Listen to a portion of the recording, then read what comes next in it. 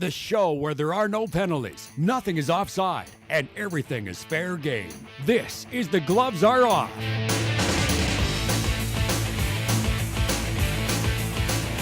What's up, sports fans? Welcome to The Gloves Are Off. I am Lance Phillips, your host. However, I am not alone on this fun journey. I'm with, of course, Andrew Brethauer from Lloydminster Source. Welcome back again. Yeah, I'm still here. Yeah, I love having you here too, man. Someone's got to be consistent. Of course, Chris King from the Lakeland Rustlers women's basketball team. Welcome. Thank you for having me. I'm just here to kind of yell at this guy, I guess. So You're sporting some lovely Yeah. Lakeland colors there as well. yeah, I like Lakeland and basketball Saskatchewan. So I'm representing for both today. that. You are fully representing. Oh, you actually do more than one job. About time. Yeah. All right. I'm wearing a few hats. Gentlemen, let's just get straight into it.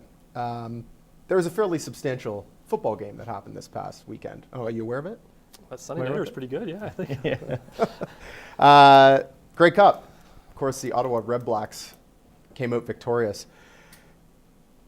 Did Dave Dickinson make a mistake? With 30 seconds left in the game, they're on the 2-yard line, second and goal, and they did not give the ball to Jerome Messam. Mistake? Yes or no? Oh, easy mistake. How do you not give it to your one of two best players in your team? Like we're talking about and this is New England, Seattle all over again. Like you're on the 2, you have 2 plays. Realistically, you have 2 shots to win the game, and you're gonna put in a Canadian that nobody knows who he is. Are you going to take that chance even if they don't get it on second down? Are you going to try and run it again on third? It's a CFL. Like you have a yard anyway, so you gotta figure at least you're gonna make the yard back. But at that point, still your first play of running it with your best running back, you pick up a yard, then you have a decision. Do you go for the field goal? Do you try to run it in? But to throw in a quarterback who you haven't played all year and you take your 2 best players out and put him in and put the game on his shoulders, Yeah, Coach, not sure. I just think coaches get a little cute sometimes with those situations. I think, and I can say it myself, we overanalyze situations and think, okay, if we put out a couple guys, they're not going to expect this. End of the day, you want to win or lose with your best players on the field, and I'm sure all the guys on the field know who should be in that situation. So I think it makes it hard for the coach. He probably overthought himself, but then you kind of lose the trust of your team after that point because they know, like, this is our guy all year long, and then when it counts, we're not going to him. So frustrating to watch. Interesting that you can put some perspective on this as a coach. You have a play in your repertoire that you know has a chance to work. Yep. In their eyes, that had a chance to work, putting in their third-string quarterback Yeah. to run that option. Yeah. If you know you've got that play, are you still running it even though you've got Messam in the backfield? What do you say as a coach? Yeah. So I assume they practice that in terms of their situational ball or their trick plays, late in game situation. For me as a coach, it would be my best player and maybe put a wrinkle into something, right? Try what we run over and over again, our best play all year long. That's what I'd be running. And then as a coach, if I thought, okay, they're going to counter with this defense, maybe we'll try to cross block or do whatever here to get that extra yard. So I wouldn't be throwing that basically everything against the wall for that 1 yard. I would go with what we know works instead of grasping at straws. I mean, Messam picked up 6 or 7 yards, and he actually wasn't brought down on the first down. He was still standing when the whistle was blown. So it is interesting that they didn't give him the ball there. He is a beast. I mean, he's 260 pounds that you got to stop coming through that line. You figure he's going to get at least a yard and a half, and then you're like, it doesn't make sense why you take your best running back, a guy who can power his way through, who didn't get knocked down, and you're taking him out to. Unless he got hurt, but I didn't hear any reports of that. No. And there's still none as of today. Do you think that essentially blows the game? A lot of the conversation right now is that's what lost them the game, but there was still an overtime that they couldn't score in. Do you think that was what lost them the game? No, their playing overtime wasn't great either. Like throwing a 40. No, it's terrible. Throwing a 40-yard pass, like you have 3 plays and you're throwing a 40-yard pass on your first one. So now you have 2 plays to get 10 yards, and your second play is terrible. So that seems like, we talk about game management in football all the time. That seems like a game management. You have 3 plays all the time. You need to pick up just 10 yards. That seems pretty. We say it's simple. It's obviously easy for a media guy to say it's simple, but that seems more simple than, say, trying to bomb it for 40 yards for the Hail Mary, try to win it. That doesn't make no sense. So, yeah, and the coach's perspective, again, one play shouldn't make or break a game, right? There's a lot of sequences leading up. There's always a lot of what ifs. So it's not just that situation, but there was overtime. They did have a shot still, and you have a shot to win any game, every coach is going to say, hey, we'll take that. Overtime, we'll take that any day of the week. One of the great features about this game that I think everyone was pleased with was getting a chance to see Henry Burris win another Grey Cup. Knowing everything there is to know about this man, he's 41 years old. He's the oldest quarterback to win the Grey Cup.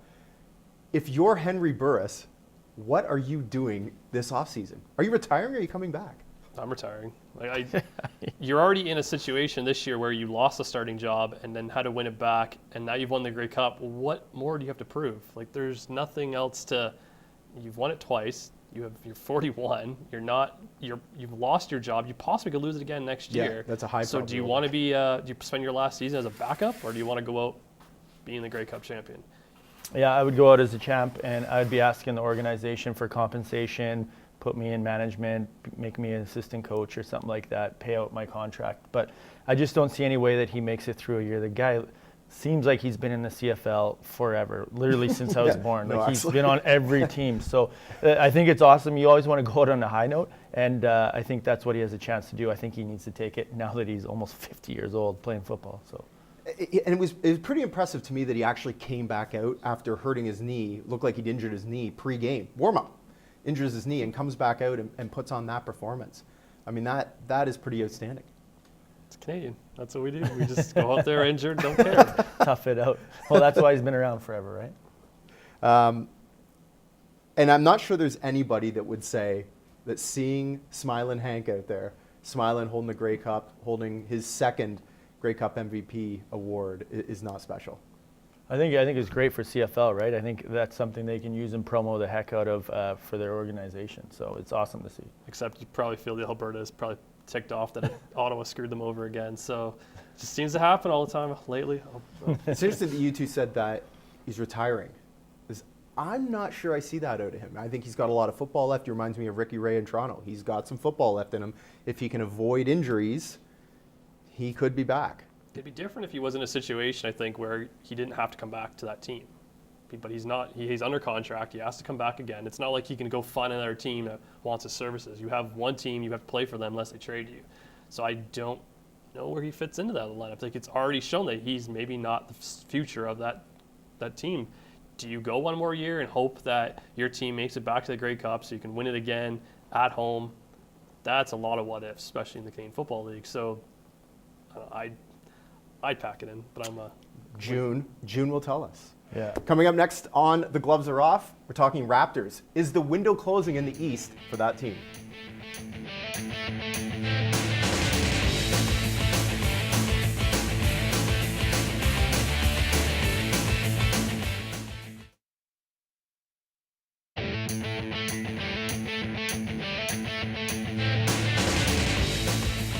Welcome back to The Gloves Are Off. Lance Phillips, of course, here with Andrew Brethauer and Chris King from Lakeland Rustlers. The Toronto Raptors. We'll get into. I want to find out if you like the Huskies name better. We'll get to that. Is the window in the East closing for the Raptors to finish in one of those top two spots? The East is getting better, and I feel like that window is closing. What do you think? We'll start with you, Chris.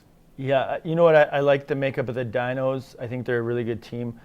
I'm not convinced they're a championship caliber team. DeRozan's took a huge step forward, and he's been amazing. Lowry's really good, but it just seems like they're missing that one guy that's going to take over a game every single night. DeRozan's been a little inconsistent the past few years, but with Cleveland, they're obviously going to be the top dog, and I actually see Boston in the future becoming one of these teams that's going to be really tough to knock out for the next 5 or 6 years. So I think the window is very small, and in NBA, just like any other sport, you got to catch teams on injuries, and you got to make sure you're healthy in playoffs. That's your one shot to get to the conference championships. And even if you get there and you get to the NBA finals, I'm not convinced who you're playing out of the West is beatable, to be honest. Mm-hmm. Yeah, they're still going to beat Cleveland. It's Cleveland's division, so our conference. And it's kind of like that curve, the bell, and they're not, like you said, they're not adding, they're not getting better, and everyone else is catching up. So I don't know if their window's closing or just everyone else is finally, you're getting older, people are catching up. So they're running out of time, and if they keep what they have, they're running out of time. Unless they start adding a player who can take over a game, who can compete with, say, the Cleveland and the Golden State that you need to compete with to win a title. I mean, a quarter of the way through the season, there's 4 teams within a game and a half of the Raptors: Boston, Charlotte, Atlanta, Chicago. and all those teams have gotten better, especially Chicago. They're a little scary to me. So that's why I feel like this window is closing for these guys to finish in that one of those top 2 spots.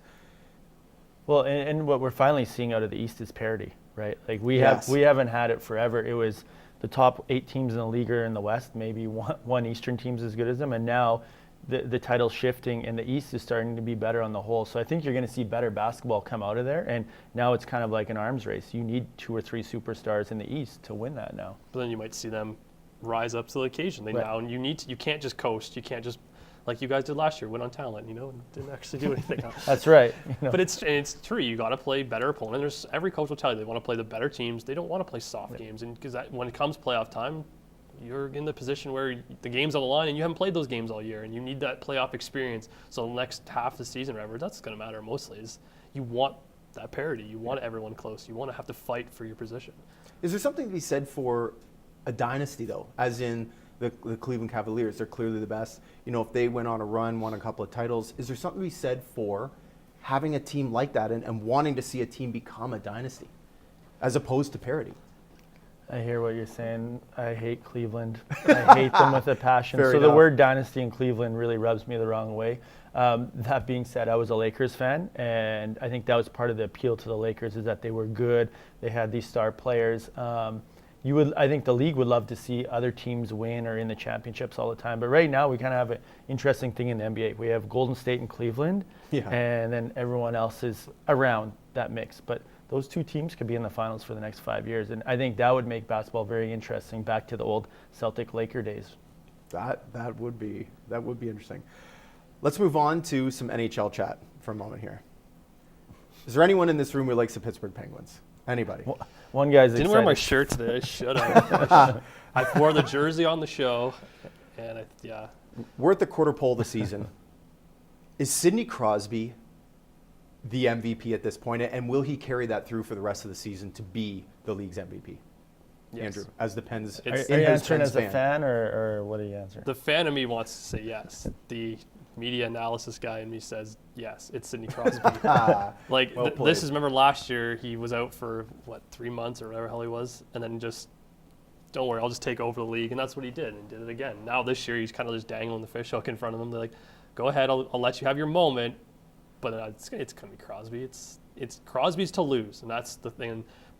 Connor's playing great. You got to give it to him. As much as I hate saying it, I hate Edmonton. But can he keep that pace that Crosby's played in this league? Can he keep the pace up that? I don't think so. I think it's going to eventually taper off. So I think it's Crosby's to lose. And Crosby's so good when he's playing at this level, right? We saw it early in his career, and then for a little bit in the middle, and now these years that he's been injured, you almost forget when you watch him. Oh, right, he's still the best player, right? He does everything so well. And you talk about McDavid, who's been playing awesome, but is that team going to be a team that's in the Stanley Cup Finals? I doubt it. Pittsburgh? Probably. Yeah. To me, the person who will be challenging him for that title of MVP is Carey Price. Yeah. Carey Price is having another outstanding season coming off injury, and he's essentially got the Habs to where they are in the standings right now. And he's a guy I could see threatening Crosby for that spot.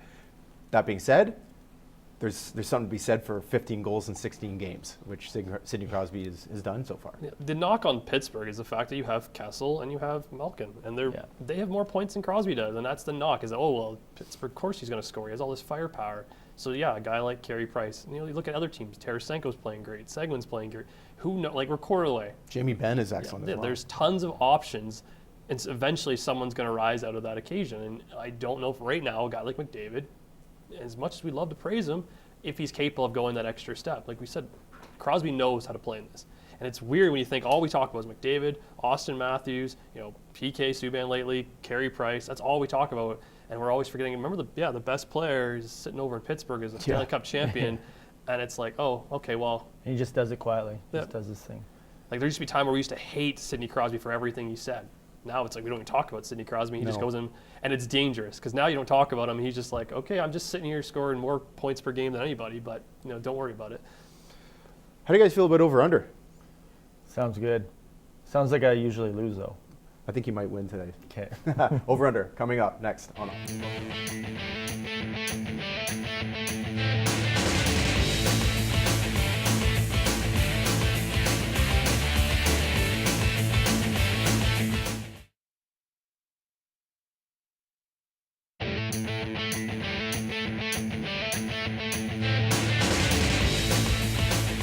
Welcome back to The Gloves Are Off. It is time for Over Under. This is the official tally pen. This is the official sheet to keep track of scores. And Andrew Brethauer, you just finished saying that you hate playing this game because you always win. Yeah. But I could have recalled that you lost last week. That's a gimme to a new guy. Even Fair I'm enough. nice to every once in a while. I got some good questions in here today for you guys, and I'm not totally convinced that you're going to win this one. We'll see. Since we were talking Grey Cup, and we were talking about Ottawa, how many appearances has Ottawa made in the Grey Cup? Bear in mind, the Red Blacks are 3 seasons old. This goes back to Rough Rider days. That's your question there. How many appearances? We'll Oh start my with God. we'll start with Chris because I like his shirt he's sporting today. All right, so this is all time. Appearances. Oh Rough my Riders, God. Renegades, Red Blacks. Renegades. Wow. 7. Over or under? Over. Over is correct. It is 15. Oh. Mr. Brethauer, my pen says that you We have need a scoreboard, one. like right Yeah. there or something. Like, You could just put X beside me in CFL, but Yeah. okay, keep going. I got this. The Ottawa was the team with the longest Grey Cup drought at 40 years. There's a new team. It's the Winnipeg Blue Bombers. How long have they gone without winning a Grey Cup? Mr. Brethauer, 36. 36 years? Yeah. Over or under? You were really confident on that. Over. Wow. It is actually under that, which is 20 years. Is It that was because more. there's like 6 teams in the CFL? Is that why there's so How is that many? even possible? Ding, ding, ding. Like Mr. there's like Brethauer, you have 2 9. points. Like, Yeah, no, it's, I know. This could be a sweep here. All right. All right, we didn't get to Toronto FC. They have a pretty pivotal game coming up. It's against the Montreal Impact in Toronto this week. But we're still going to ask a question about it. What is the average fan attendance for Toronto FC in 2016? Mr. Brethauer. that's his question. It is mine. I It is think. your question. It I is mine. apologize. Can you give me a hint on what's the max capacity in that place? I believe it's around 27,000. Okay, I'm going to go 23.5. 23.5. Yeah. Mr. Brethauer. Under. It is over 26,583. People is their actually average. care about soccer in Toronto. Yeah, it's crazy. It is nuts, drove past actually. that this It year. is It's- insane. It's awesome, yeah. Yeah, it's extremely popular. Don't give a crap about the CFL. Love soccer. Good job, Toronto. Out of 20 MLS teams, where did that number of 26,583, where did it rank out of 20 teams? Oh, let's go with 6th. Well, Over or under? over, it has to be higher. They got to be in the top 2, I got to think. Yeah. Okay, so you're saying, I'm saying they're in the top 2. okay, Yeah. so you are correct. They're actually 4th. Yeah. So, There you so, go. So I even beat though your I'm not 6th. really 100% sure of whether he meant over or under, he is right, and we're going to go with Mercy- it. It's a mercy point. That's what it is. It's totally a mercy point. Okay, here comes the final. And if you don't get this, Andrew, I'm going to be totally disappointed. How many career points does Sidney Crosby have? Oh, I have no idea. It's your question anyway. So. It is my question. Oh my God. Trying to do the math. Yeah, I'm trying to do the math too. Let's How many say career points does Sidney Crosby have? 897. Wow. I think it's just under that. It is actually over that. It is 958 career Close. points, which Oh, means that is a really good guess. you did not win. You love this game. No, I don't love this game. I'm so happy. I like it because I'm learning all the time. Which means you're going to get a sound off. All right. What do you got? What do you got in your mind today? Maybe just talk about what's going on in Lakeland Athletics and I like it. my basketball team. You got some big stuff coming up. That Yeah. is for sure. We're going to hear more about that, but we're going to have some fair or foul coming up next on the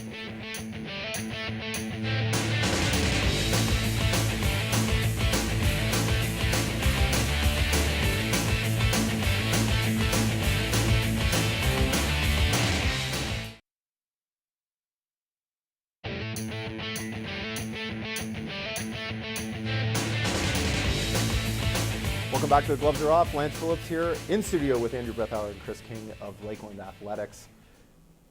Fair or foul? And I feel like you, especially Chris, are going to like this fair or foul. Okay, The first one. I'm coming. The Edmonton Oilers It's going to be a will wrestler. be Pacific Division champions in 2016-2017. Fair or foul? Chris King. That's foul. I don't think they're that good. I think they'll be in the playoffs. I do not think they will be champions. Are you an Oilers fan? I'm a closet Oilers fan. I have a No connection. longer in the closet about the Yeah, Oilers. yeah. Like people know I'm borderline bandwagon due to a couple of my friends, but I don't think they win it. No chance. Wow. Yeah. Mr. Not a Brethauer. chance. No, not a chance. The division's too good. And you can't maintain this level. I still don't think they'll maintain this level. We all love Connor McDavid. Well, I don't. I get tired of listening to it. But I don't think they'll maintain the level. There's too many good teams in that division that they're, and it's so close. Like from first to last, it's 8-point difference. And very physical too. Yeah. Very So there's a lot to go on in that division. But who do you see in that division taking over? I mean, you got do your have, two. It's LA or San Jose. It's Wow. their division first, and then go from there. Like great on Edmonton, and I think they'll actually probably make the playoffs this year, or at least be there. Yep. But I don't think they'll make it. I think they're going to be like that third team, maybe wild card team. Do you think they can maintain this pace that they're on right now, Chris? I think they started extremely hot. I think lately is a little more realistic. Okay. I think they should be an above 500 team the rest of the way. I think it just depends those Western swings, right? Sometimes you have 3 or 4 tough games in a week or 10 days where you're going to lose a few games, right? Just because the wear and tear and the travel. So I like what I see out of the Oilers. I think they're much improved. I think they have real NHL D-men. I think their goalie's been pretty solid for the most part, and they have some depth. So I'm excited with what I see. I'm not an Oiler crazy who thinks that they're going to win the Stanley Cup this year, but they're improving a lot. I like it. This, to me, is where the Oilers have struggled for the longest while as defensemen and goalies, and they seem to have that set up. I think they're going to win it. Let's move to some college football. The Alabama Crimson Tide will not win the national championship this year. Fair or foul? Foul. I think they still win it. They're the team to beat. And then how do you knock off Nick Saban and his boys? Like they're that program. And we kind of talk about in sports where if you want to be the program, you have to beat the program. Well, they're the program to beat, and they're perfect so far, and they're probably going to cruise. I don't see anyone taking them out. That's the biggest part. So, Mr. King. I'm saying fair. I'm taking the field. I like it. Yeah, gambling man here. They are the best team right now, and obviously their record states that. But at some point, someone's going to get them on an off day. They're still college kids. They still had, they win 10-0 against LSU, right? Not a pretty game, right? But they could still lose, and that's the exciting part of athletics at that age. There's something about Nick Saban that makes my blood boil. Give me 5, buddy. I'm with you. Big time. someone gives me odds, I'll bet right now. We need a Vegas line book here. If we can for get a you to look line, at. I'll take the odds, and I'll take. Well, the good news for you, Mr. King, is coming up next. You are going to get to sound off, and that is something you will not want to miss. Some good things coming up in Lake of Lamp. We'll be back.